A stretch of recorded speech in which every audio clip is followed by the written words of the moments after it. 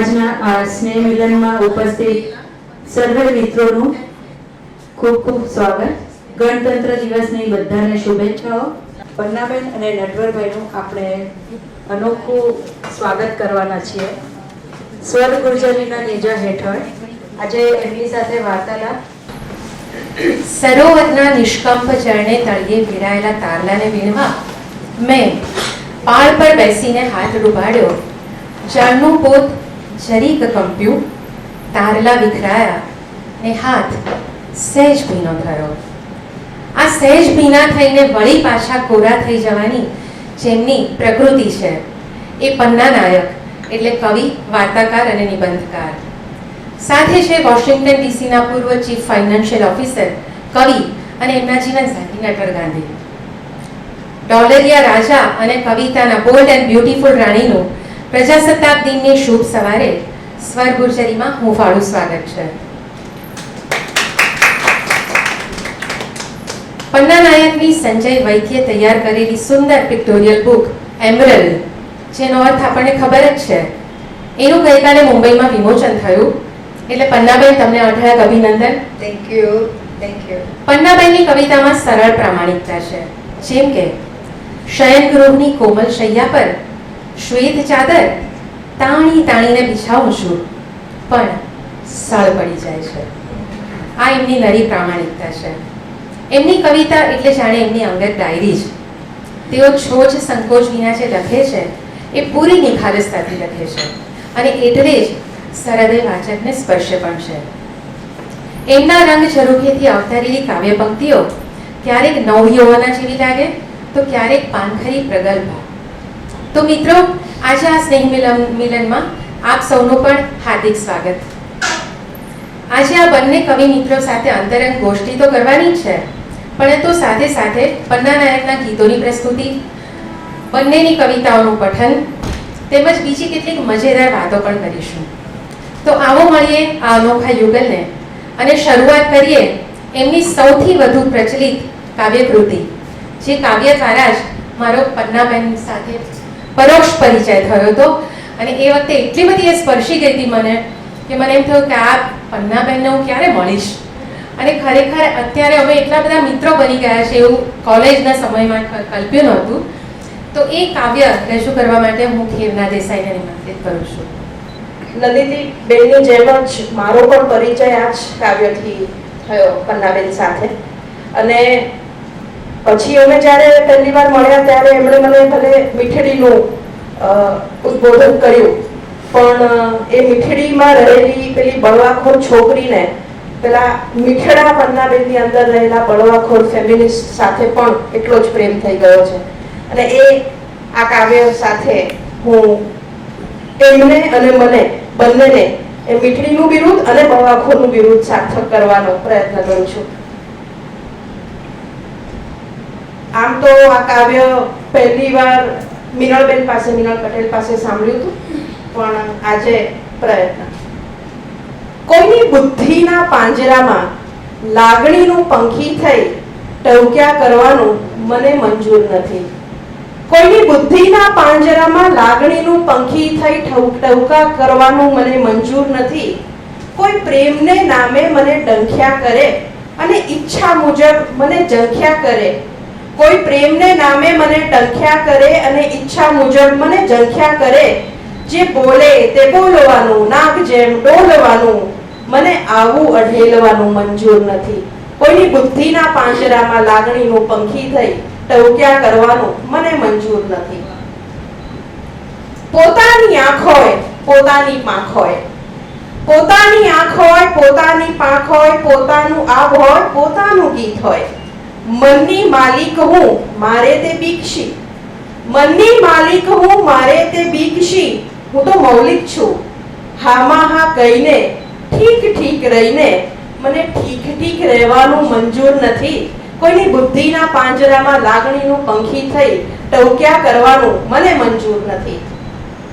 માપસર બોલવાનું, માપસર ચાલવાનું, માપસર પહેરવાનું, માપસર ઓઢવાનું, માપસર પોઢવાનું, માપસર બોલવાનું, માપસર ચાલવાનું, માપસર પહેરવાનું, માપસર માપસર પોળવાનું, માપસર ઓળવાનું, માપસર હળવાનું, માપસર ભળવાનું, આવું હળવાનું ભળવાનું, માપસર ઓગળવાનું, મને આવું પીગળવાનું મંજૂર નથી. કોઈની બુદ્ધિના પાંજરામાં લાગણીનું પંખી થઈ ટવક્યા કરવાનું મને મંજૂર નથી. ખૂબ સરસ થેવના. આ એટલું બધું પોપ્યુલર કાવ્ય છે અને એટલું સુંદર છે. પન્નાબેન, એક પહેલી પંક્તિ તમે બોલો અને પછી હું તમને પ્રશ્ન પૂછું. કોઈની બુદ્ધિના પાંજરામાં લાગણીનું પંખી થઈ ટવક્યા કરવાનું મને મંજૂર નથી. હા, હવે તમે જે બોલે તે બોલવાનું ને નાગ જેમ ડોલવાનું, આવું અડલવાનું મને મંજૂર નથી. કોઈની બુદ્ધિના પાંજરામાં લાગણીનું પંખી થઈ. આ બહુ વર્ષો પહેલા તમે લખી છે. તો પન્નાબેન, આ મને મંજૂર નથી ને, એ કેવું જ બહુ અઘરું છે. અને આ બોલ્ડનેસ તમારામાં ક્યારથી ને કેવી રીતે આવી? આ છે કલેક્ટિવ એક્સપિરિયન્સ. હું અમેરિકા ગઈ ને ત્યારે મારી આસપાસની કેટલીક સ્ત્રીઓ, એને વિશે શું કહું કે દબાયેલી હતી અને વિસંવાદ હતો ઘરમાં, અને એમના પતિઓ એમને દાબમાં રાખતા હતા. એટલે મને વાત કરી કે આ મારાથી સહન નથી થતું અને મને મંજૂર પણ નથી. તો ત્યાંથી મને પ્રેરણા મળી. આ ગીત તમારામાં બંડખોરી છે? છે પણ આચરણમાં નથી. બરાબર. આચરણમાં નથી. Okay, great. જરૂર નથી પડતી. Very true. કે એનો જજ હું છું. તો પછી તમે એનો જવાબ આપો કે તમારી સામે બંડખોરી થઈ છે. હવે અત્યારે તો કવિનો આપણે સેલિબ્રેશન કરવા ઊભા થયા છીએ, બેઠા છીએ, એટલે કે અયોગ્ય ગણાય મારાથી કહેવું. તમે પણ એટલા જ પ્રામાણિક છો. એટલે જવાબ ચૂકાઈ ગયો. પરંતુ કવિ જેટલા ભોળા સરળ દેખાય છે તેવા નથી. એ વાત મંજૂર નથી. એ વાત મંજૂર નથી. Very true. જો અહીંયા નોકઝોક હમણાંથી સ્ટાર્ટ નહીં કરતા, છેલ્લે કરશું. ઓકે, પન્નાબેને કવિતાઓ તો બહુ જ સરસ લખી છે. એટલી બધી સંવેદનશીલ કાવ્યકૃતિઓ છે અને 3-4 પંક્તિમાં પણ એ ઘણું બધું કહી દે. પણ એમણે કેટલાક ગીતો પણ બહુ જ સરસ લખ્યા છે. તો નંદિતા ઠાકોરે પણ એમના કેટલાક ગીતો કર્યા છે. તો એમાંનો એક ગીત રજૂ કરવા માટે હું નંદિતા ઠાકોરને અહીંયા નિમંત્રું છું.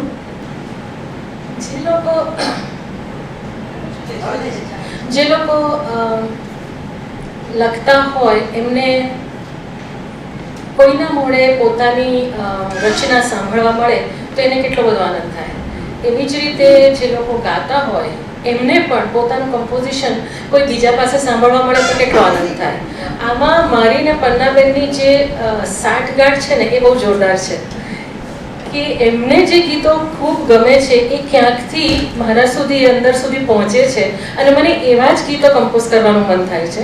અને પછી જ્યારે એ પન્નાબેનની સામે મને ગાવાનો મોકો મળે ત્યારે મને લાગે છે કે અમારા બંનેને માટે, ઉભયને માટે સૌથી વધારે આનંદનો અવસર થાય છે. એટલે એમના જે ઘણા ગીતો કર્યા છે પણ એમનું પણ અને મારું પણ સૌથી પ્રિય જે ગીત અને મારું કમ્પોઝિશન એની થોડીક ઝલક. હું તો હમણાં પીડાઈ ગઈ રંગ રંગ બોલતી બિલ્લોરી કાચની બારી. હું તો હમણાં પીડાઈ ગઈ રંગ રંગ બોલતી બિલ્લોરી કાચની બારી. આવન ને જાવનમાં અઢળક છે લોક પણ, આવન ને જાવનમાં અઢળક છે લોક પણ, ક્યાંય ન બાકે બિહારી બિહારી, ક્યાંય ના બાકે બિહારી. હું તો હમણાં પીડાઈ ગઈ રંગ રંગ બોલતી બિલ્લોરી કાચની બારી. ધૂમ નખાવી પડદાઓ કોણે અહીં ઢાળી દીધા ધુમ્મસના કે નખાવી પડદાઓ કોણે અહીં ઢાળી દીધા બારીમાં બોલતા ટહુકાને કોણે પછી પાળી દીધા હું તો મનમાં મુરઝાઈ ગઈ ક્યારની શમણાની વેલને શણગારી હું તો મનમાં મુરઝાઈ ગઈ ક્યારની શમણાની વેલને શણગારી હું તો હમણાં વીણાઈ ગઈ રંગ રંગ બોલતી બિલ્લોરી કાચની બારી આવનને જાવનમાં અઢળક છે લોક પણ ક્યાંય ન બાકે બિહારી બિહારી ક્યાંય ના બાકે બિહારી હું તો હમણાં વીણાઈ ગઈ રંગ રંગ બોલતી બિલ્લોરી કાચની બારી. ખૂબ સરસ નંદિતા, થેન્ક યુ. નટવર ગાંધી, એમનો પરિચય અહીંયા બેઠેલા દરેકને છે. એમની સ્ટ્રગલથી પણ બધા માહિતગાર છે કે $7 લઈને અમેરિકા ગયા અને આઈ થિંક $14 બિલિયન આખો કારભાર એમણે સંભાળ્યો. સો એમના માટે બિગ રાઉન્ડ્સ ઓફ અપ્લાઉઝ કે આવી સ્ટ્રગલ કરીને આ લેવલ પર પહોંચવું બહુ જ અઘરું છે. એટલે એમની સ્ટ્રગલ અને સર્જન પ્રક્રિયા વિશે વાત નથી કરવી. આ આખો પ્રોગ્રામ થોડો હળવો રાખ્યો છે. એટલે તમારા માટે એક પ્રશ્ન છે. પન્નાબેનને તમે આઈ થિંક 1978 થી ઓળખો છો, તો બંને વચ્ચે આ પ્રેમ ક્યારે અને કેવી રીતે પાંગર્યો? હા, જ્યારે અમે અમેરિકામાં ગુજરાતી લિટરરી એકેડમી સ્થાપિત ભાઈ શ્રી સુરેશ દલાલ ત્યાં આવેલા એમની પ્રેરણાથી, અને ત્યારે પહેલી જ વાર પન્નાને સુરેશ દલાલને વગેરે મળી શકો. સુરેશ દલાલને અમે ઇન્ડિયામાં ઘણી વાર જોયેલા મૂવીમાં, પરંતુ પરોક્ષ. પણ ત્યારથી અમારો સંપર્ક વધતો ગયો અને એ ફિલાડેલ્ફિયામાં હતા અને હું વોશિંગ્ટનમાં હતો, નોર્થ ઇસ્ટ કોરિડોર જેને કહેવાય છે ત્યાં, અને ત્યાંથી ન્યુયોર્ક અને બધી બાજુ અમે ઘણી વાર જતા સાથે. અમારા ફેમિલીઝ બધાને ઓળખતું હતું. એ સમયે એક સુશીલ કાવ્યપ્રેમી કવિ તરીકે હતો, પરંતુ અમારા બંનેના સાથીઓ સ્પાઉસીસ જ્યારે નિધન થયા, નલિની ગાંધી સાથે મારું લગ્ન થયું 47 વર્ષનું, નિકુલ નાયક સાથે એમનું 50 વર્ષનું. પછી એક નિધન પછી અમે એકબીજાના પરિચયમાં વધુ આવ્યા અને એમાં અમારી એકબીજાની વ્યક્તિ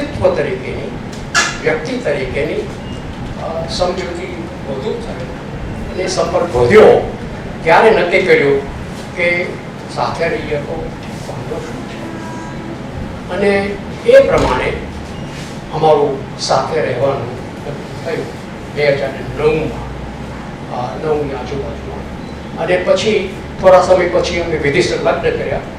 અને લગ્ન વખતે કવિએ થોડી શરતો મૂકેલી મારા માટે કે ભાઈ તમારે કવિતા લખવાનું બંધ કરવાનું.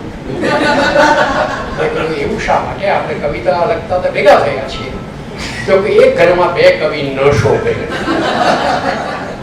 પણ મેં કીધું એ અયોગ્ય છે. તો કે એમને કીધું કે લખવી જ હોય તો મારા માટે લખો. અને તો હું સામાન્ય રીતે સોનેટ લખું છું, એટલે મને કે જન્મ દિવસે એક સોનેટ આપો અને વેલેન્ટાઇન્સ દિવસે. By all means, you always do. મંજૂર નથી. ખોટું બોલી રહ્યા છે એવું છે ને? હવે જો પ્રેમમાં બધું ચાલે. આપણો અહીંયા આવ્યા પહેલા અમે નક્કી કરેલું કે આપણે એકબીજાથી કશું વિરુદ્ધ જુદું નહીં બોલીએ. એક પ્રસન્ન દાંપત્ય અમારું છે એવું અમે એવી છાપ પાડવી હતી. ઘણા લોકોને ખબર છે શિવકુમાર જોશીને બહુ સુંદર પ્રસન્ન દાંપત્ય કરીને નાટક હતું. એનીવે તો એ છાપ અપરન્ટલી હવે તમારામાં પડશે કે નહીં જુદી વાત છે, પરંતુ ત્યારથી મેં કવિતા લખવાનું લગભગ બંધ કરી દીધું છે. કારણ કે મારે તો એમની સાથે રહેવું એ અગત્યની વાત હતી. બીજા ઘણી શરતો છે પણ એમાં બધું ઉતરશું તો અમારે પાછો ઝઘડો વધશે. આમ ભેગા થયા. ઓકે, તો નટવરભાઈ તમે જે કહ્યું એમણે ભલે ના પાડી હોય તોય તમે એમના જન્મદિવસે અને વેલેન્ટાઇન ડેના દિવસે જે હવે થોડા જ વખતમાં આવવાનો છે, તો તમે અત્યારે લખ્યું છે કોઈ સોનેટ? હા, તો પછી એ જ પ્રેઝન્ટ કરો તમે. જરૂર.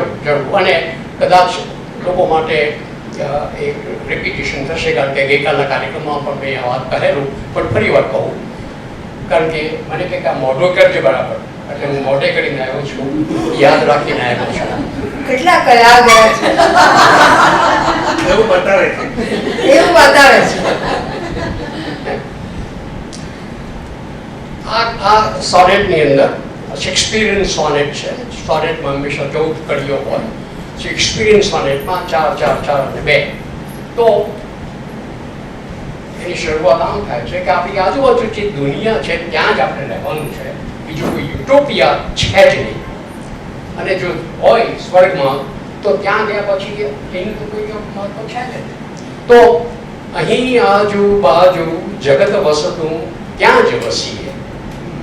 વસે છે, જીવે છે જન ગતિમતી ભિન્ન રીતિના, સુખી દુઃખી ગહેલા સમજ સલણા કંઈક ન ગુણા, બધાને નિભાવી સમજી સહવાસ કરીએ. પછી તે 4 કરી છે. ન કે અહીં આજુબાજુ જગત વસતું ત્યાં જ વસીએ, ન કે એમ કહેતો બધું છે સારું સરખું, વળી જાણું છું કે વિષમ ઘણું ને વિષ પૂરતું, પરંતુ જ્યાં ઘેરું તમસ ક્યાંય ઉજાસ કરીએ. આપણા થોડા છંદોના જાણકારોને ખબર પડી ગયું છે. આ શિખરણી છંદ છે. અસત્યો માહેતી પ્રભુ પરમ સત્ય ગુણાઈ જાય એ છંદમાં છે. ત્રીજી 4 કડી છે. અહીં આજુબાજુ જગત વસતું ત્યાં જ વસીએ, પશુ પંખી પુષ્પો તરુપર્ણ ને યાત્રી ચરણ, રસે ગંધે સ્પર્શે શ્રવણ મતીને દ્રષ્ટિ ધરીને, બધી સૃષ્ટિ માણી જીવન વન સુવાસ કરીએ. અને છેલ્લી 2 કડી છે. અહીં આજુબાજુ જગત વસતું ત્યાં જ વસીએ, હવે જ્યાં છે ના દિવસ સખી ઉલ્લાસ કરીએ. ખૂબ સરસ કાવ્ય છે નટવરભાઈ. તમે સોનેટ વાંચો છો ને ત્યારે મને મારા પિતા જયંત પંડ્યા યાદ આવે છે. અને let me take this opportunity. Jayant Pandya એ અમારા ખૂબ જ જૂના મિત્ર, નિરીક્ષકના તંત્રી હતા. અદ્ભુત કામ પત્રકાર તરીકે કર્યું અને મને એમાં અમેરિકાનો પત્ર કરીને લખવાનો આગ્રહ કરેલો. અને હું જ્યારે અમદાવાદ આવું ત્યારે એમને ઘરે જ ઉતરવું અને નંદિની બેનનો પહેલો પરિચય મને ત્યારે જ થયેલો. તો હું જયંતભાઈને બહુ જ યાદ કરું છું. એમની નિષ્ઠા, એની એક સાહિત્યકાર તરીકેની ઇન્ટિગ્રિટી જેને કહું એવી એ મારા માટે આદર્શરૂપ ગણાય. Thank you Natwarbhai. પન્નાબેન સાથે પણ એવી જ રીતે પરિચય થયો હતો, પરોક્ષ રીતે પેલી કવિતા દ્વારા, અને પ્રત્યક્ષ રીતે પન્નાબેન અમારા ઘરે આવ્યા હતા. અને બધા પરદેશી પંખીડાઓ લગભગ અમારે ત્યાં ટહુકા કરે એ રીતે પન્નાબેન આવે, પ્રીતિ સેનગુપ્તા આવે, નટવરભાઈ આવે અને મમ્મી લગભગ લાડુ બનાવે. તો એ બધાને બહુ ભાવે, એટલે એ પ્રત્યક્ષ પરિચય હતો. તો એટલે મને ખરેખર યાદ આવ્યું, પપ્પા સોનેટ ઘણું લખતા હતા અને એમનો પ્રિય કાવ્ય પ્રકાર હતો જે હવે બહુ નથી જોવા મળતો. અને તમે જે ઉલ્લાસ કરીએની વાત કરી ને, એના પરથી એક સરસ કાવ્ય છે, મુકેશ જોશી આવી ગયા છે, સિનિયર સિટીઝનને લગતું છે, આઈ થિંક, કુર્માવતાર. મુકેશભાઈ પધારો. મુકેશ જોશી. ચંદ્રકાંત બક્ષીએ બહુ સરસ શબ્દ કોઈન કર્યો હતો ગુજરાતી ભાષામાં. એ શબ્દ હતો બે જણની એકલતા, એનું નામ આપ્યું એને બેકલતા. આ બેકલતા બહુ અઘરી હોય છે, કારણ કે પોતપોતાના રૂમોમાં બંને એકલા જીવતા હોય છે. કોમ્યુનિકેશન કરવા જેવું કંઈ હોતું નથી, છાપા વંચાતા નથી, બહુ દેખાતું નથી, એવી ક્ષણે જીવવું બહુ અઘરું હોય છે. એવું ચંદ્રકાંત બક્ષી બહુ સરસ નામો નિબંધ લખ્યો હતો. હવે એનું એકદમ નાનકડું લાઘવરૂપ પન્નાબેને બહુ સરસ લખ્યું છે. અને એ જે કાવ્યમય અનુભૂતિ છે એ કુર્મા અવતાર, આ ટાઇટલ બરાબર મનમાં યાદ રાખજો તો કવિતા બસ મસ્ત પહોંચશે. કુર્મા અવતાર, ફરીથી કહું છું, ટાઇટલ છે કુર્મા અવતાર. લખ્યું છે એમણે, અહીં અમેરિકામાં નિવૃત્ત થયેલી વૃત્ત થતી જતી વ્યક્તિઓની આંખમાં એક જ પ્રશ્ન ડોકાયા કરે છે, હવે શું? ભારત જઈ શકાય એમ નથી, અમેરિકા રહી શકાય એમ નથી. સંતાનો તો ઉડીને સ્થિર થઈ ગયા પોતપોતાના માળામાં. અમે બધા સિટી વિનાના સિનિયર સિટીઝન. અમે છાપા વાંચીએ પણ કેટલા, અમે ટેલિવિઝન જોઈએ પણ કેટલું, ક્યાં લગી? સ્થિર થઈ ગયેલો સમય અસ્થિર કરી મૂકે છે અમને, અમારા મનને. સસલા અને ખિસકોલની જેમ દોડતો સમય અચાનક કાચબો થઈ જાય ત્યારે એ અવતારને શું કહેવાય? ખૂબ સંવેદનશીલ કવિતા છે અને સિનિયર સિટીઝનની જે વ્યથા છે એને બહુ જ આબેહૂબ તમે વાચા આપી છે. પન્નાબેન, તમારે માટે હવે એક પ્રશ્ન છે. તમારા કાવ્યોમાં રિલેશનશીપ, આશાવાદ, પછી નારીવાદી લાગણીઓ, એ બધું જ પ્રગટ થાય છે. તો આ સૌમાં તમારો મનપસંદ પ્રકાર કયો છે? છાંદસ મને વધારે ફાવે છે અને જે થોટ પ્રોસેસ છે એ ગીતોમાં હું વ્યક્ત નથી કરી શકતી, એટલે આ છાંદસમાં મને વધારે ફાવે છે.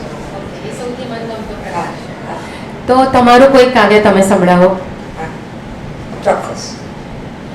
બિલ્લી, તું તારા આંગળા મારે ગળે ફેરવી શકે છે, તું તારા આંગળા મારે ગળે ફેરવી શકે છે, હું ઘુરક્યા નહીં કરું. હવે તો હું સાવ પાળેલું પશુ બની ગઈ છું. હું ભયાનક છું, વાઘના સકપણમાં કંઈક છું, એવો સંશય જ કાઢી નાખ. જો એક બિલ્લી તારા હાથ, ગાલ, નાક ચાટે છે, તારા પગ પાસે આળોટી પડે છે, તને એની સુવાળી રૂવાટી જરાય નથી સ્પર્શતી. મારી જરૂરિયાત, તારું દીધું દૂધ અને તારા આ ભવ્ય મહેલનો એકાદ ઘોડો, તું પુરુષ અને હું નાની શી નિર્દોષ બિલ્લી.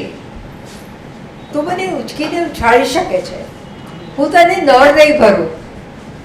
જો અહીં મારે ગળે, મારે મોહે હાથ મૂક. મારી નરમાશનો ત્યાં તને પૂરો પુરાવો મળશે. જો હું પાળેલું પશુ બની ગઈ છું, પણ તારે મને ક્યાં પાળવી છે? દૂર દૂર વનમાં, નગર, ક્યાંક નગરની બહાર મૂકી આવી છે, ખરું ને? કારણ કે તારે મારી શરત પાડવી મુશ્કેલ છે. મારે તારી શરત પાડવી મુશ્કેલ છે. ત્યારે તારે ક્યારેય મ્યાઉ મ્યાઉ ન કરે એવી બિલ્લી જોઈએ છે. ક્યારેય મ્યાઉ મ્યાઉ ન કરે એવી બિલ્લી જોઈએ છે. અરે ભલા, મ્યાઉ મ્યાઉ વિનાની બિલ્લી હોઈ શકે ખરી? તું જ કે ને. વાહ, બહુ સરસ. તમે કેટલું બિટવીન ધ લાઇન્સ આખી બહુ જ સ્ત્રીની વાત જુદી રીતે કંઈક આમાં કરી છે અને મજા આવી. આ નવી કવિતા તમારી પાસેથી મેં સાંભળી. હવે પન્નાબેન તો અમેરિકામાં રહીને ગુજરાતી ભાષા માટે ખૂબ કામ કરે છે, કરી રહ્યા હતા. લાઇબ્રેરિયન અને પ્રોફેસર રહી ચૂક્યા છે. એમણે ગુજરાતી ભાષા અમેરિકામાં ભણાવી હતી અને એવું જ કામ અહીંયા મુંબઈમાં અને ઇન્ડિયામાં કહી શકાય એવા હિતેન આનંદપરા. એટલે પન્નાબેન અને હિતેન આનંદપરા જેવા જે વ્યક્તિઓ આપણી વચ્ચે છે તો ગુજરાતી ભાષાને કોઈ દિવસ આંચ ન આવી શકે. હિતેન આનંદપરાને વિનંતી કરું છું માતૃભાષા નામની એક સરસ કવિતા છે પન્નાબેનની, એ રજૂ કરે. ખૂબ ખૂબ આભાર નંદિનીબેન. આ ક્ષણે સુરેશ દલાલ અને ઉત્પલભાઈને પણ યાદ કરું છું, કારણ કે ઇમેજ સાથેનું જે અનુસંધાન પહેલેથી પન્નાબેન અને નટવરભાઈનું રહ્યું છે. અને આપણે માતૃભાષા વિશે ઘણા સુંદર કાવ્યો ગુજરાતી સાહિત્યમાં લખાયા છે, પણ જે ધ્રુવ પંક્તિ કહી શકાય, એક તો ઉમાશંકર જોશીની મણી માતૃભાષા મને ગુજરાતી, એ તરત તમને સ્મરણમાં આવે. એવું જ એક કાવ્ય, નાનકડું, બહુ જ નાનકડું કાવ્ય પન્નાબેનને લખ્યું છે, જેની પંક્તિઓ વારે ઘડીએ સંચાલનમાં ટાંકવામાં આવે છે. નાનકડી કવિતા છે, કવિતાનું શીર્ષક છે માતૃભાષા. આપણને જે ભાષામાં સપના આવે એ આપણી માતૃભાષા. મને હજી ફિલાડેલ્ફિયામાં સપના ગુજરાતીમાં આવે છે. મને હજી ફિલાડેલ્ફિયામાં સપના ગુજરાતીમાં આવે છે, પણ મારી આસપાસના ગુજરાતીઓ ઉમાશંકરની છબી જોઈને સતત પૂછ્યા કરે છે, આ કોની છબી છે, આ કોની છબી છે? અને મારું સપનું નંદવાઈ જાય છે. સપનાના હૈયાને નંદવામાં વારશી. કેટલી સરસ અભિવ્યક્તિ છે. આ બહુ જ સુંદર કાવ્ય છે. મને એમ તમારા કાવ્ય સંગ્રહો ઉથલાવતા જે બે ચાર કાવ્યો મળ્યા અને મને થયું કે આ બધા રજૂ થવા જોઈએ.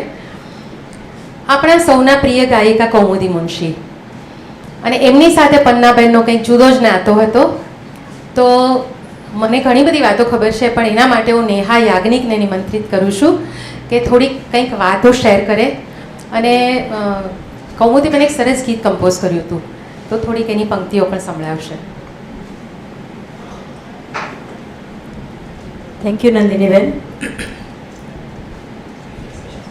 અત્યારે આપણી વચ્ચે જે હયાત નથી, પણ એમની હાજરી સતત અનુભવાય છે એવા કૌમુદી મુનશી સાથે બહુ મોડેથી પરિચય થયો, પણ અત્યંત ઘનિષ્ઠ પરિચય. એમની પાસેથી પન્નાબેન વિશેની ખૂબ બધી વાતો સાંભળેલી, અને એમણે જે ખાસ વાત કહી કે એમણે પરદેશમાં જે પહેલું સ્વરાંકન કર્યું એ પન્નાબેનનું ગીત હતું. પન્નાબેને જેમ કહ્યું કે એ વધારે અછાંદસ લખે છે, એટલે કૌમુદીબેને એવું કહ્યું કે તમે ગીત લખો ને. એટલે એમણે ગીત લખ્યું અને કૌમુદીબેને એને સ્વરબદ્ધ કર્યું અને ગાયું પણ. આજે મારી પાસે એની ક્લિપ અવેલેબલ છે. આપણે કૌમુદીબેનનો અવાજ અને ત્યારબાદ સંગીતા મોળે એ જે ગીત ગાયું હતું એ આપણે સાંભળીશું. આ પણ એક સરસ યોગાનો યોગ છે. કૌમુદીબેનની બર્થડે 3 ફેબ્રુઆરીએ આવે છે, તો એ નિમિત્તે કૌમુદીબેનને પણ યાદ કરીએ. નાયક કરીને કવિયત્રી છે અને બહુ જાગૃત સ્ત્રી છે.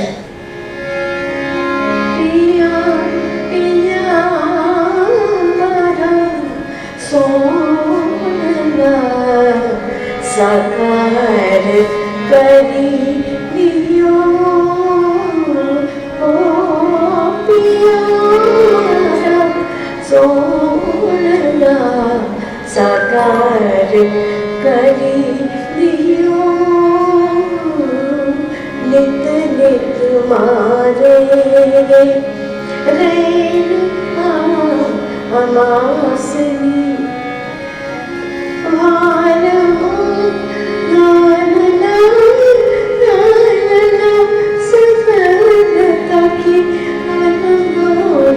કલશોલે એને મળી દિયો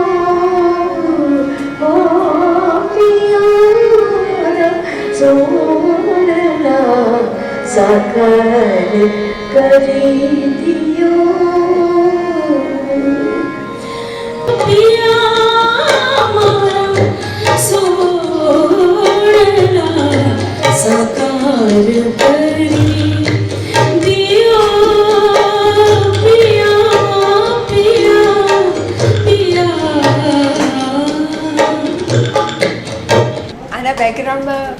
વાત કરવાની છે કે હું ત્યારે ગીતો નથી લખતી, પણ એણે મને ઇન્સિસ્ટ કર્યું કે હું જો લખીશ તો એ કમ્પોઝ કરશે અને પહેલું ગીત લખાવ્યું.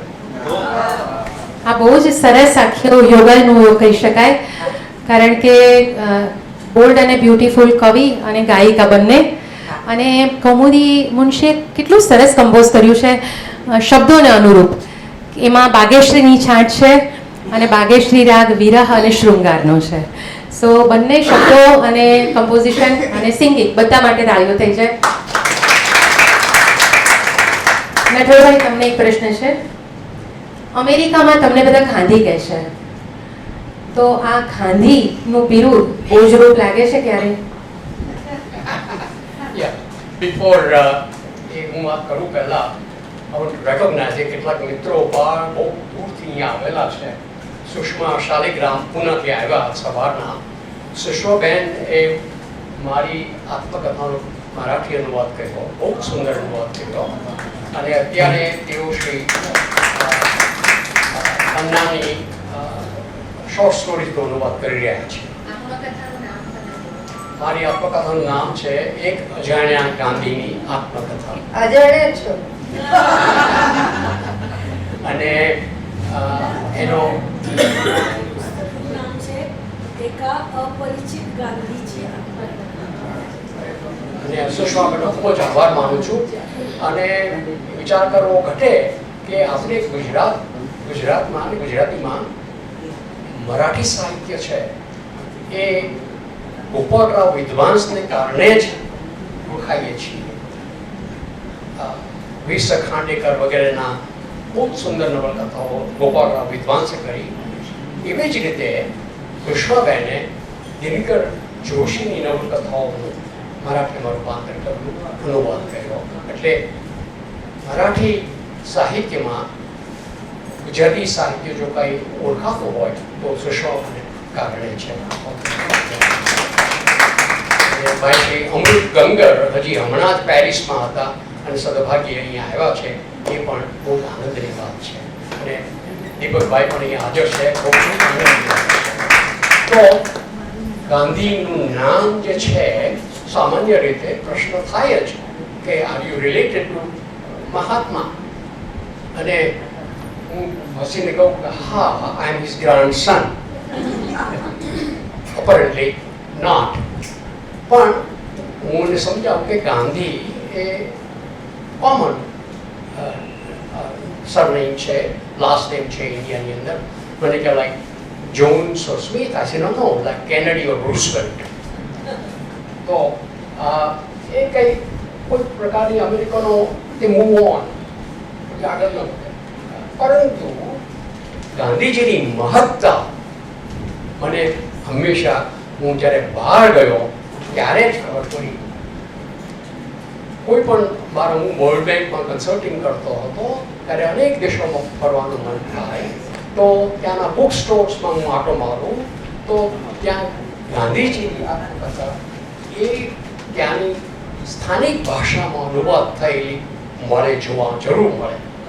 તો આ એક અગત્યની વાત છે કે 20મી સદીમાં જે અનેક વિભૂતિઓ થઈ ગઈ, મારી દ્રષ્ટિએ ગાંધીજી જેવું કોઈ મહાન વ્યક્તિત્વ જીસસ ક્રાઇસ્ટ પરથી થયું જ નથી. અને અંગ્રેજીમાં ભાગ્યે જ એકાદ વર્ષ એવું ગયું હોય કે જેમાં ગાંધીજી વિશે ક્રિટિકલ બાયોગ્રાફી ન લખાણી હોય. આપણે ત્યાં હજી સુધી ગાંધીજીની ક્રિટિકલ બાયોગ્રાફી નથી લખાણી. તો નારાયણ દેસાઈએ લખી છે પણ એ ક્રિટિકલ બાયોગ્રાફી નથી. એ વિચાર કરવા જેવી વાત છે. એટલે આપણને ઘણીવાર થાય કે આપણે ત્યાં આવી વિભૂતિઓ પડી છે અને ગાંધીજી જેવી તો મહાન વિભૂતિ હતી પણ એનું આપણે મૂલ્યાંકન કરી શક્યા નથી. બહુ સાચી વાત છે. અને આ ગાંધી કોમન સરનેમ છે એનો ફાયદો તો થાય જ. ઓકે, આપણી વચ્ચે સંગીતકાર સુરેશ જોશી હાજર છે. એમણે પણ પન્નાબેનનું ગીત કમ્પોઝ કર્યું છે. તો I request you to come here to present.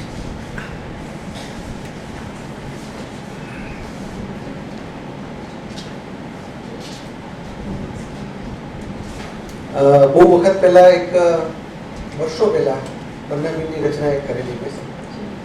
પછી એક ઉપક્રમ ધનુભાઈને ત્યાં હતો ત્યારે પણ અમે વિચાર રચનાઓ કરી હતી. મેં રેખાબેને ગાઈ હતી, પણ એમાંથી અત્યારે રેખાબેન પણ ભૂલી ગયા છે. મારી પાસે પેલી જૂની રચના છે હજી, તો એક અસ્થાયી તંત્ર. સોના વાટકડી જેવું અકાળ જોને યાદનું કેસર ઘોળ્યા કરું. સોના વાટકડી જેવું અકાળ જોને યાદનું કેસર ઘોળ્યા કરું. આંખની સામે જે ચહેરો હતો, આંખની સામે જે ચહેરો હતો, એ ચહેરાને હું તો ખોળ્યા કરું. યાદનું કેસર ઘોળ્યા કરું. સાંજનું ઉદાસ કેવું આકાશ મેં ઉડેલા પંખીને ગોતી રહ્યા. સાંજનું ઉદાસ કેવું આકાશ મેં ઉડેલા પંખીને ગોતી રહ્યા. સુમસામ પડી છે તારી પથારી, મારા તકિયા પર આંસુઓ મોતી થયા. મનમાં ને મનમાં હું તારા નામને એકલી ને એકલી બોલ્યા કરું. મનમાં ને મનમાં હું તારા નામને એકલી ને એકલી બોલ્યા કરું. યાદનું કેસર ઘોળ્યા કરું.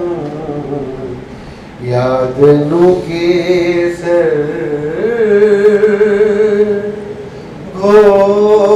ઘોળ્યા કરું. વાહ, ખૂબ સરસ સુરેશભાઈ. સામાન્ય રીતે સ્ત્રીઓનો સ્વપ્ન પુરુષ હોય. પન્નાબેનના સ્વપ્ન પુરુષ બાજુમાં તો છે જ, પણ એમણે એક સ્વપ્ન સ્ત્રીને સેવી છે, અને એ છે મીરા. એમણે કેટલાક મીરા કાવ્યો પણ એટલા બધા સરસ લખ્યા છે, કદાચ ઓછા હશે પણ મારી નજરે જે આવ્યા છે એ મને બહુ જ ગમ્યા. અને એમાંનું એક મારું બહુ પ્રિય છે, એની બે પંક્તિ સંભળાવો. અહો મોર પીંછ મંજીરા વાગે છે, અહો મોર પીંછ મંજીરા વાગે છે,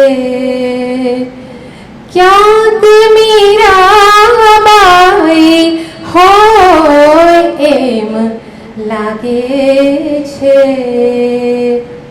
અહો મોર પીંછ મંજીરા વાગે છે.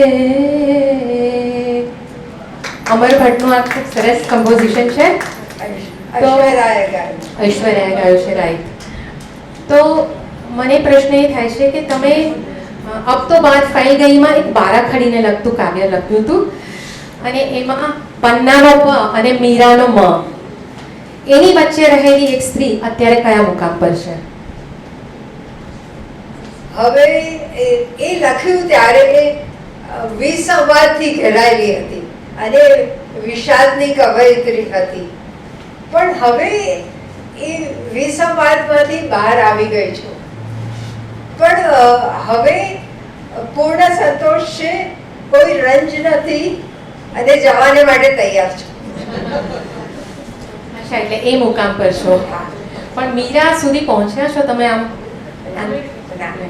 નથી પહોંચી. ઓકે, અસાધ્ય છે. એમ કહે છે કે હું જવા તૈયાર નથી, 91 વર્ષ થયા પછી. હા. હું દરરોજ કહું છું કે ઉતાવળ કરવાની જરૂર નથી. હા, જો મીરા સુધી પહોંચવાનું છે, આપણે 100 સુધીમાં ચોક્કસ પહોંચી જઈશું. હવે જાણીતા અભિનેત્રી મિનળ પટેલ આવી ગયા છે આગળ. મિનળબેનને રજૂ કરું કે પન્ના નાયકના એમની બા સાથેના બહુ સરસ સંસ્મરણો છે અને એને લગતું એક કાવ્ય છે બજારમાં. તો મિનળ પટેલ આગળ આવો. ચાલુ છે. અમે પહેલી વાર વાંચ્યું ને કાવ્ય ત્યારે મને મારી બા બહુ જ યાદ આવી ગઈ, બહુ જ યાદ. સૌ કોઈ રિલેટ કરે છે. બજારમાં બા, તમારી સાથે બજારમાં જવાનું મને કેટલું બધું ગમતું. ફેન્સી રેશમના દોરાથી ભરેલી શાકની છોડી, રૂપિયાની થોડીક નોટો ને થોડું પરચુરણ નહીં, આપણે ઘોડાગાડીમાં બેસીને જતા. તમને બધા ઓળખતા, રસ્તા પરના દુકાનદારો તમને આવો પધારો કહેતા. શાકવાળાને ફળવાળાને ખુશ કરી મને ભાવતા શાક ને ફળો તમે લેતા.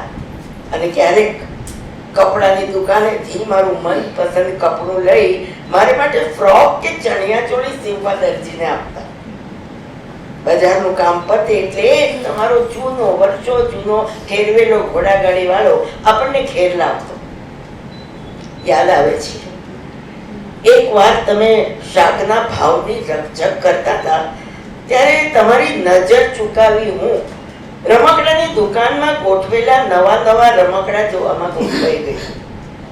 તમને સાવ વિસારીને તમે ભાવરા એક એક દુકાન તપાસી ચૂક્યા. તમે ભાવરા એક એક દુકાન તપાસી ચૂક્યા. નીચી આંખે વાસણને કલાઈ કરતા માણસને, એક પગ પૈડા પર રાખી ચપ્પુની ધાર કરનારને, ચમેલી મોગરાના ગજરા ગૂંથતી મરાઠી બાઈને સૌને પૂછી વળ્યા કે ક્યાં એમણે મને જોઈ હતી. સૌએ માથું ધોળાવીને ના પાડી. આંખમાં આંસુ સાથે ને અધર જીવે સામેના મંદિરમાં ડોક્યું કરી સૌની રક્ષા કરતા ઉભેલા કૃષ્ણને હોઠ ફફડાવી મનમાં માનતા માની તમે પૂછી લીધું હતું. 1 મિનિટ તો ફૂટપાથ પરના ગરીબ જ્યોતિષીના પિંજરામાંથી લોકોના ઉજ્જવળ ભવિષ્ય ભાગનાર ચકલી પાસે તમારા પગ અટક્યા હતા. શું કરવું ની મૂંઝવણમાં તમે રમકડાની દુકાન પાસે જ ઊભા હતા. હું અંદરથી બહાર આવી. આપણી એડમેકની આંખ જેવી મળી કે દોડીને તમે મને તમારી છાતી સરસી એવી ચાપી કે ક્યારેય છૂટી ન શકો. આજે હજી પરિચિત છતાં અપરિચિત લોકો વચ્ચે મારી અવર જવર છે. પગપાળી એકલી આ બજાર. ખૂબ સરસ Minal Patel, thank you so much. પન્નાબેને મારું પુસ્તક માતૃતીર્થ, સૌથી પહેલું મારું પુસ્તક કમ્પાઇલેશન, એમાં પણ એમના બા વિશેનો બહુ સુંદર લેખ છે. તો આ ખરેખર બાની વાત હોય ત્યારે બધા જ ભાવુક થઈ જાય. નટવરભાઈ, તમારા 2 કાવ્ય સંગ્રહો, અમેરિકા અને ઇન્ડિયા. તો આ બંને સંસ્કૃતિની ગમતી અણગમતી વાત વિશે થોડીક વાત કરો. હા, તો દેશમાં હું જ્યારે આવું છું ત્યારે 2 વસ્તુ સ્પષ્ટ થાય છે. એક તો એ કે મેં જે દેશ છોડ્યો 1965માં અને આજનો જે દેશ છે એ આડાગાડાનો ફેર છે, આસમાન જમીનનો ફેર છે. મેં જે દેશ છોડ્યો ઇટ વોઝ ડિફિડન્ટ, હેસિટન્ટ. આપણે બહાર જોતા હતા કે જો આ બધું કેવું છે, આ કેવું છે, પણ આપણો દેશ કેવો છે.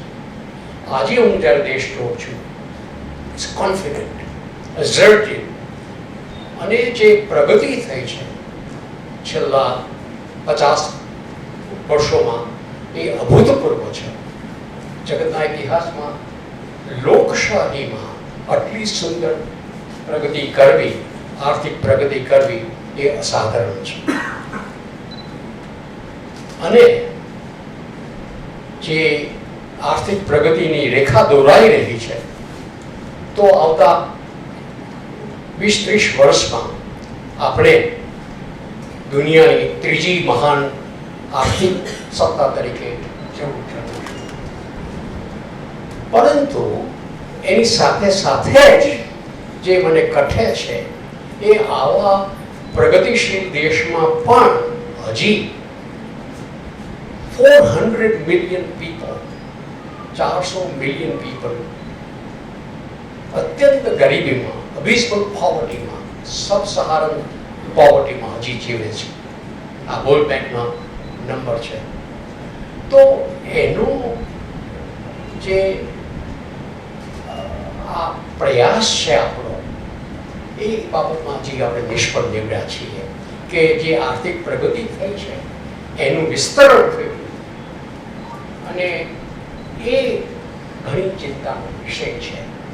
દર મહિને લગભગ મિલિયન પ્લસ નવા જુવાન યુવતીઓ, યુવકો બહાર આવે છે કામ કરવા માટે, અને દર વર્ષે લગભગ 12-13 million people looking for job.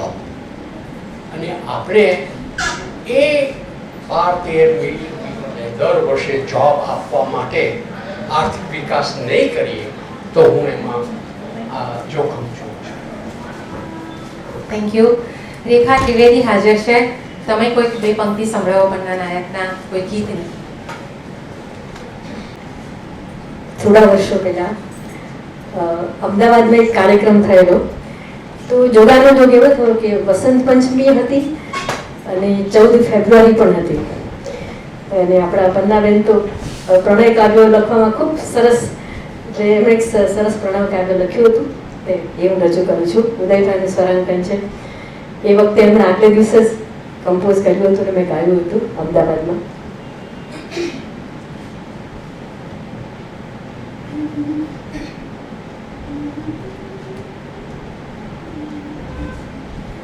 પ્રીતિના વસરે સર્વાની વાત છે, પ્રીતિના વસરે સર્વાની વાત છે, તારા સરોવરમાં તરવાની વાત છે, તારા સરોવરમાં તરવાની વાત છે, પ્રીતિના વસરે સર્વાની વાત છે. તારા બગીચામાં વહેતી હવા હું તો ચાંદની છું તારા આકાશમાં. તારા બગીચામાં વહેતી હવા હું તો ચાંદની છું તારા આકાશમાં. આપણે જોઈએ કે શું શું હવે ખીલે છે તારા ને મારા સહવાસમાં. ભવભવના સંગાથે ફરવાની વાત છે, ભવભવના સંગાથે ફરવાની વાત છે, તારા સરોવરમાં તરવાની વાત છે, તારા સરોવરમાં તરવાની વાત છે, પ્રીતિના અવસરે સરવાની વાત છે. ખૂબ સરસ. આજે આપણને પન્ના નાયકની કવિતાના જુદા જુદા શેડ્સ જોવા મળ્યા છે, અને આ એક પહેલું સેક્શન છે, એનો આ છેલ્લો સવાલ છે. પછી એક નાનકડો રેપિડ ફાયર રાઉન્ડ છે, જેમાં એકાક્ષરી કે એક વાક્યમાં જવાબ છે. એટલે પણ આ પ્રશ્ન પછી આઈ થિંક આજે તો બધા એક એક ચેર ઉપર બેઠેલી દરેક વ્યક્તિ સન્માનનીય છે, પ્રતિષ્ઠિત છે, પણ એમાંથી કોઈકને કંઈક પૂછવું હોય તો આ પ્રશ્ન પછી પૂછી શકે. ખાસ તો દીપક મહેતાને તરુ કજારિયા, અમૃત કંગર, જેમને પણ કંઈક કહેવું હોય તો કહી શકે. સ્નેહલ મઝુમદાર, આપનું પણ સ્વાગત છે. તો આ એક પ્રશ્ન છેલ્લો છે તમારા માટે કે 9 દાયકાની સફરના લેખાજોખામાં બેલેન્સ શીટમાં અત્યારે તમારી પાસે શું બચ્યું છે? સંવાદ અને લોકોનો પ્રેમ અને અફેક્શન મારે માટે પૂરતા છે. Very good, absolutely. પણ હું જ્યારે કવિતા લખું છું ત્યારે લોકો મને આવીને, બહેનો સ્પેશિયલી આવીને કહે છે કે આ તો તમે મારી જ વાત કરી છે, એટલે હૃદયને સ્પર્શી શકીશું એ મારે મોટી વિરાટ છે. બહુ સાચી વાત છે અને આ તમારી લાગણી હજુ વ્યક્ત થતી જ રહેશે. તો હવે હું ઓડિયન્સમાંથી વિનંતી કરું, દીપકભાઈ આપને કંઈ કહેવું છે? પ્રશ્ન તરુભાઈ, આવો. પ્રીતિ જરીવાલા પણ છે, એમને પણ કંઈક પૂછવું હતું.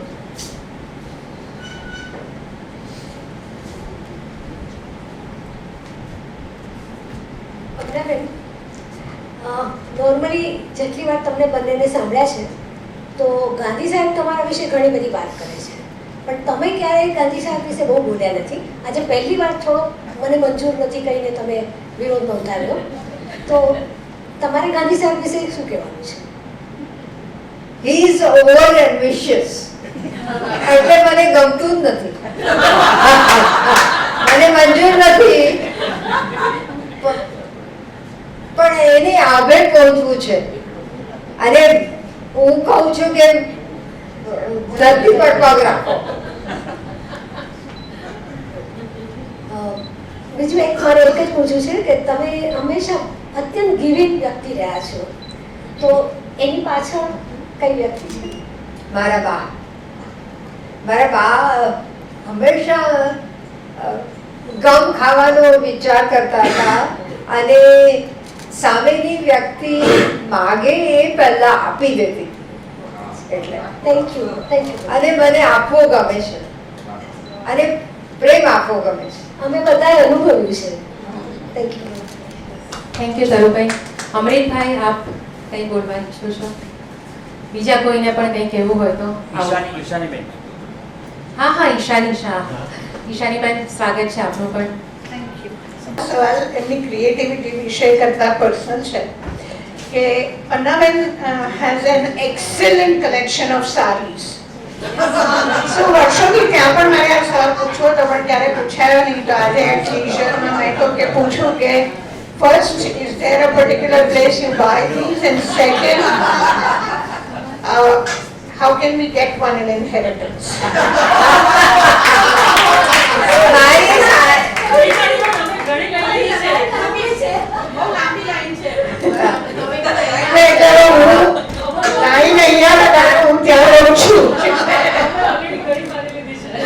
મારું કબાટ ખુલ્લું છે અને કોઈ પણ સલાહ આપો કે આવો સરસ કલેક્શન ક્યાંથી લાવો છો? કોઈ પર્ટિક્યુલર શોપ હોય, સિટી? અને ઘણી બધી સાડીઓ મારી અમીની છે, મારી ભત્રીજી. આ સાડી પણ એની જ છે. સો અને બેસિકલી આઈ થિંક કે તમે કહ્યું very giving. I think Chandu અને તમારામાં એ સૌથી મોટા સામ્ય હતું, વેરી ગિવિંગ. અને માટે જ આઈ થિંક કે તમે લોકો ત્યાં એ લેવલ પર ઘણું કનેક્ટ કરતા. પણ I guess what you should સે કે રિયલી આટલા વર્ષો ત્યાં 40 વર્ષની તો આપણે ઓળખીએ છીએ, એટલે આ તમારી જર્ની ઇઝ વેરી ઇમ્પ્રેસિવ. અને લાઈક યુ સેડ કે આવી રીતે જ તમે તૈયાર થાવ છો, ત્યાં રહીને પણ અહીંયાનો જે દેશપણું છે તમારામાંથી ગયું નથી. So I feel very honoured to have. પણ મને સાડી પહેરવી ગમે છે. આઈ નો મેં તમને કાયમ સરસ સાડીઓમાં જોયા છે આટલા વર્ષો, એટલે આજે ક્યુરિયોસિટી થાય કે પૂછું. Thank you. બહુ સરસ. હા, તમે છે ને, હવે અમે લોકો, હું ને નંદિતા કાલે જ વાત કરતા હતા કે બધા સાડીના બહુ શોખીન છે, એટલે હવે રોટેટ કરવાની. મારું બી કબાટ ખુલ્લું છે અને તમે બી ખુલ્લું રાખજો. એક્સચેન્જ કરવી હોય તો યુ કેન ડુ ધેટ. અને ઈશાની પણ, તમે યુ આર મોસ્ટ વેલકમ. અહીંયા આવો તો સાડીઓ લઈને નહીં આવતા, બહુ બધા મિત્રો છે. અને પણ ચંદ્રકાંત તારા પ્રશ્નનો જવાબ એ છે કે મને આપી દેવું ગમે છે અને કેટલી બધી સાડીઓ આપી છે અને આપીશ. હા, તમારો ગિવિંગ નેચર છે એટલે તમે આપશો જ. અને નહીં તો અહીંયા લેનારા પણ એમને લઈ જશે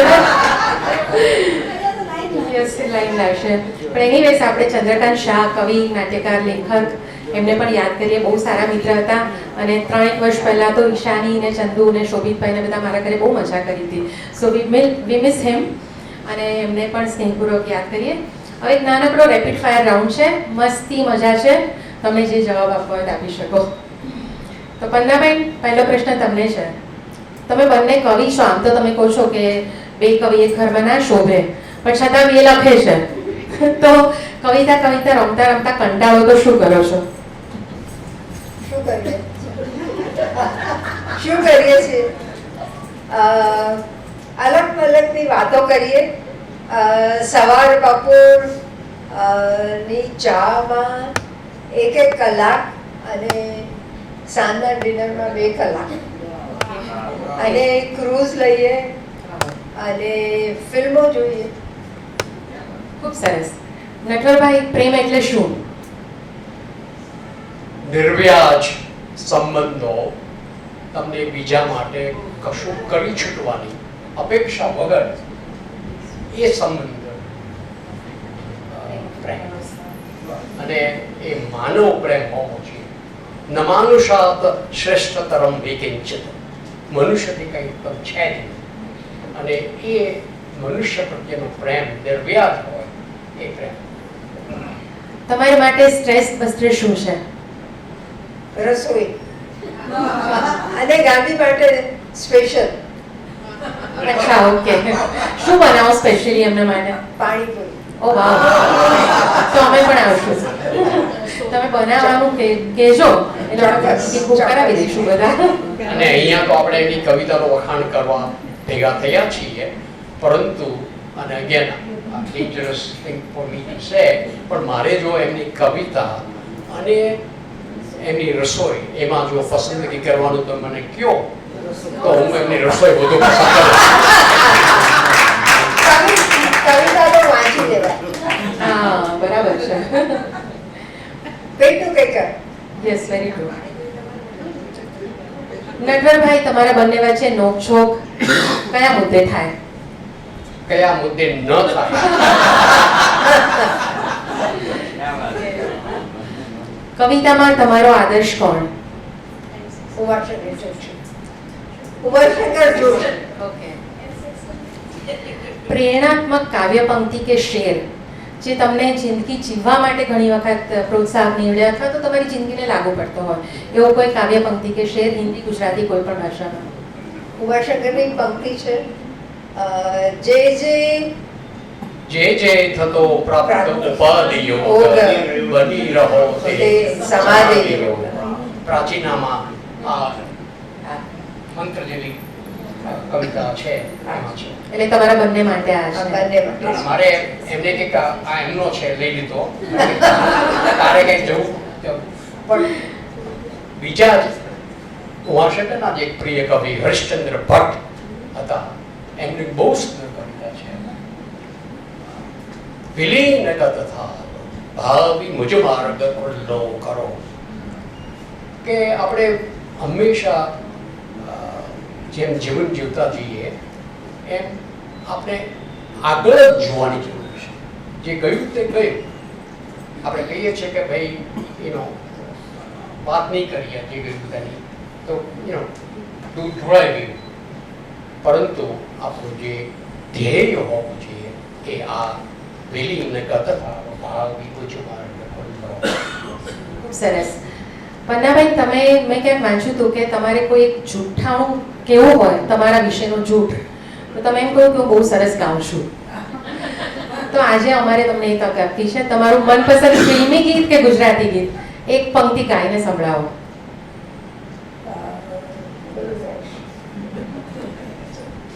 હું તો ગાઈ નથી શકતી, એટલે મને જ્યારે પણ ખોટું બોલવાનું કહ્યું છે ત્યારે હું કહેતી હોઉં છું કે હું સરસ ગાઉં છું, પણ નાના નાની પરમ પ્રેમ પરબ્રહ્મ એ મારું ગમતું ગીત છે. આજે ચાન્સ છે તમને. એ ધૃષ્ટતાનો હું નહીં કરું. ચાલો એ પર્સનલી આપણે ઘરે મળશું ત્યારે સાંભળશું. નટવરભાઈ, વોશિંગ્ટન ડીસીનો $14 બિલિયન કારભાર તમે સંભાળ્યો છે, પણ ઘરનો કારભાર કોણ સંભાળે છે? એ પ્રશ્ન લકામો છે, આસ્થાને છે. અસ્થાને છે, કેમ પન્નાબેન જ સંભાળે? બધું જ. એવું હોય ને, અમેરિકામાં તો બધા પુરુષો બધું કરે હેલ્પ. પણ ઘરમાં મને કીધું કે તારી કિચનમાં આવવાનું નથી, તું બેસો રે અને હું રસોઈ કરું છું અને બીજો બધો વ્યવહાર સંભાળું છું. એટલે ભાવતું તું ને વૈદ્ય કીધું મેં કીધું ને, મેં અનેક શરતો કરેલી, એમની આ એક શરત હતી. એકબીજાની કઈ વાત નથી ગમતી તમને અને તમને બંનેને? ઇઝ ઓવર એમ્બિશિયસ, એ મને નથી ગમતું. અને 4 વાગે ઉઠે છે એ પણ નથી ગમતું. એ પણ મંજૂર નથી. અને એમને માટે એ દીર્ઘસૂત્રી છે, એટલે કે પ્રોક્રાસ્ટિનેશન, પછી પછી પછી. એટલે અમારા ઘરમાં એમ એ કંઈ કહું તો કે પછી પછી નહીં, નાવ નાવ. Okay, instant. અને હવે છેલ્લો પ્રશ્ન, પુનર્જન્મ જેવું કંઈક હોય તો તમે શું બનવાનું પસંદ કરો? બંને માટે છે આ સવાલ. હું કૌમુદી મુનશી થવાનું પસંદ મને એટલા ગમે છે. અને ભગવાનને પ્રાર્થના કરું છું કે આવતે જન્મે મને સૂર આપે. અને તમારે માટે? એક વ્યક્તિ કરતા પણ મારો જે આદર્શ છે એ આ છે કે મેં આગળ વાત કરી એમ આટલી બધી સમૃદ્ધિ દેશની જોઉં છું, પરંતુ મારી નજર દેશમાં જે ગરીબમાં ગરીબ છે, કંગાળમાં કંગાળ છે, એ જોઈને વ્યથા થાય છે. તો ભવિષ્યમાં જો મારો પુનર્જન્મ થવાનો હોય તો કંઈક એવી શક્તિ મને મળવી જોઈએ કે જેથી આ કંગાળિયતા, ગરીબી, આ દુઃખ દૂર કરી શકાય. Okay, thank you so much. I think તમને બધાને મજા આવી હશે. And last but not the least, Snehal Majumdar અહીંયા હાજર છે અને એમના મંગલાષ્ટક વિના પૂરો ના થાય પ્રોગ્રામ. સો આઈ રિક્વેસ્ટ સ્નેહલભાઈ ટુ મને પણ મજા આવે, અમને પણ મજા આવે. આજે દંપતીના નામમાં ના દિઘાઈ છે, કારણ કે પંદામાં ના છે, નાયકમાં ના છે. અને ગાંધી સાહેબ જે CFO હતા Washington ડીસીમાં, he was known as Dr. No. એટલે આ 3 નાની તિહાઈ જેમનામાં છે. નામ જોવા જાવ તો યુરોપે આપણને 2 આપ્યા, મુકેશભાઈ, સોનેટ અને સોનિયા. અને બંનેનો સંબંધ સાહેબ કરે છે.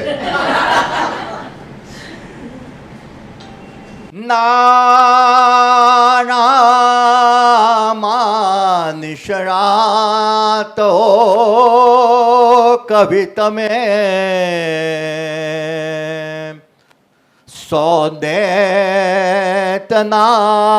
સોનેતના રાજવી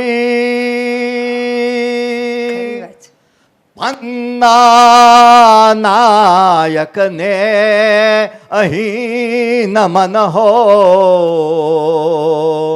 શોભો તમે દંપતી,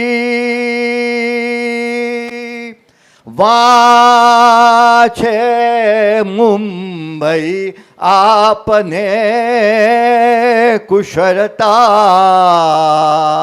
સ્વાસ્થ્ય અને સ્વસ્થતા.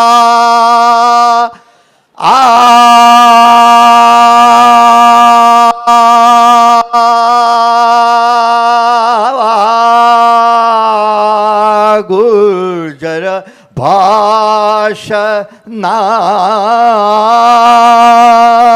નરનું કુર્યાત સદા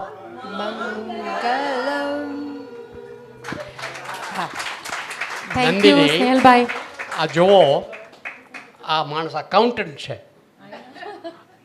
અને હું ગુજરાતી સાહિત્યના પ્રોફેસરોને હમણાં મળું છું ઘણાને, એ લોકોને કોઈ છંદનું ભાન જ નથી અને આ માણસ ગમે ત્યારે આવા સુંદર ઇન્સ્ટન્ટ કરે અને પાછા ગાઈ શકે. એટલે થેન્ક યુ સ્નેહલભાઈ, આપ સૌનો ખૂબ આભાર. અને પન્નાભાઈ, નટવરભાઈ, તમારી સર્જન યાત્રા અવિરત રહે અને દર વર્ષે આપણે આવી રીતે કંઈક નવા નવા ગીતો સાથે મળતા રહીએ એવી આશા. અને મિત્રો, સ્વર ગુર્જરી મારી યુટ્યુબ ચેનલ છે, તમને ગમે તો લાઈક, શેર એન્ડ સબસ્ક્રાઈબ. આ એક નિયમ છે છેલ્લે બોલવાનો. So thank you once again. મજા આવી. હિતેન આનંદપરા અને નેહા યાજ્ઞિક અને વિજય મહેતાનો પણ ખાસ આભાર કે આખી અરેન્જમેન્ટ એમણે કરી છે. આપણે વિડીયોગ્રાફી જેમણે કરી એમનો પણ ખાસ આભાર. સાઉન્ડમાં પણ જે છે એમનો પણ આભાર.